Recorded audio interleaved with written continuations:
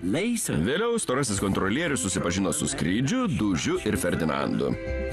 Labai malonu susipažinti. O, Tapa. Man irgi Tapa.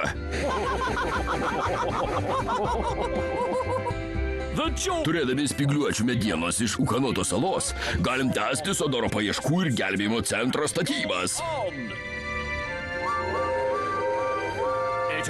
Tačiau visi garvežiai turės būti labai naudingi garvežiai. Gerai padirbėkit. Garvežiai nupuškavo valyti tunelio.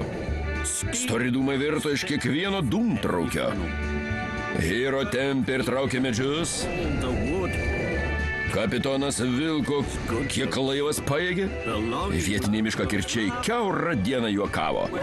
Mes labai naudingi, džiaugsmingai jie sakė. O Tomas buvo visų išdidžiausias. Galiausiai pastatas buvo pastatytas. Spygliuočių rąstai žvilgėjo saulėje. Skelbiu Sodoro paieškų ir gelbėjimo centrą atidarytą. Kaip ir Ukanoto salos tunelį.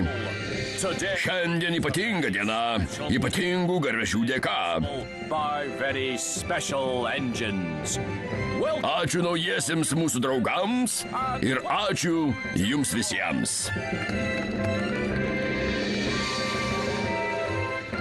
O, Tep!